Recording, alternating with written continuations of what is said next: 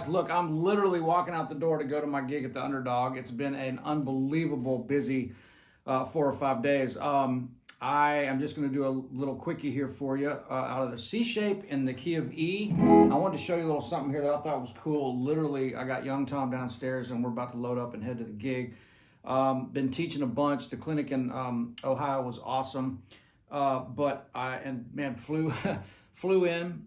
Immediately, young Tom was kind enough to pick me up at the airport around 1 o'clock, and we immediately booked it down to the guitar show at the Williamson County Agricultural Center.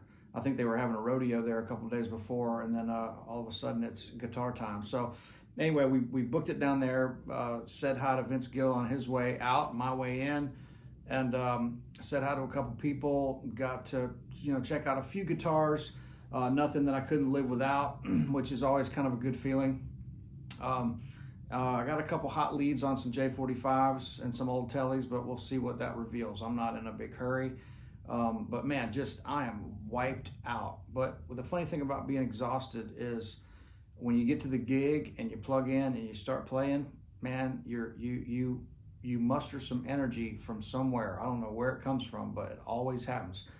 I don't care if you have the flu and you feel like you're about to die. You start playing music and you forget about it all. That's how magical this thing called music is. So let me show you something out of the C shape real quick, and I'm not in tune perfectly, but I just grabbed this guitar because we're about to load up everything else downstairs. But so check this out. Here's the C shape.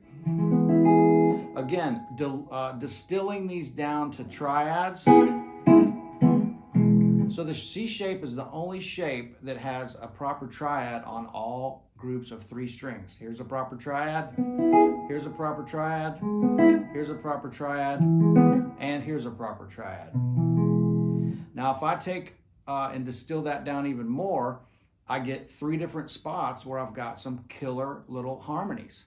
So if I visualize the chord and I take the root and the third,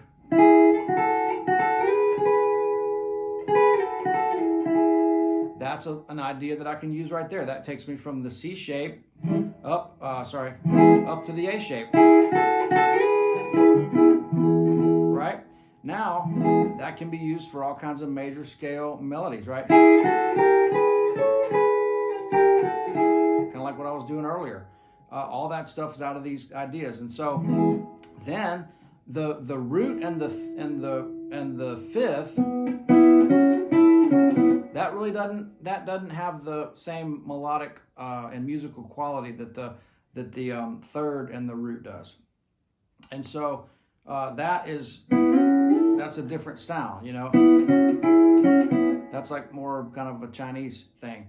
But if I go here, if I visualize this part, root and third here, then I get this. It's the same as this. I'm just changing the interval, right? So root third goes right up, okay, right? Okay. Now on these two, the fifth and the third, those notes are the same as those. So now I get, it's all right there. One spot, another spot, also up to the A shape, then another spot, and that one goes back to the E shape, because this is the same as, it's just different on different strings and in a different area, right? So E shape up to the C shape. That's how this stuff all starts coming together. Now, there's my A. So you can see it and hear it right there. Okay, now next one, the third and the root again. So, and guess where that goes? Up to your G shape.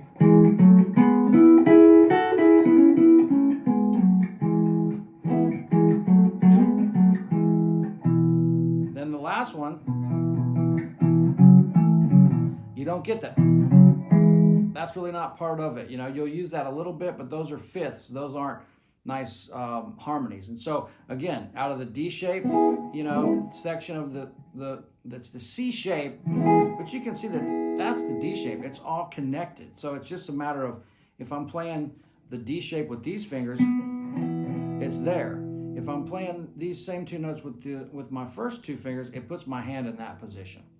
So just really try to get this to click. So again, the root and the third on the B and E string, the root and the major third on the D and the B string, all out of the chord and all out of the triad. And then the root and the third on the A and D string, taking you up to the G shape. And then that's all you get. To play the C shape in its entirety, you would play, don't forget, you have the third.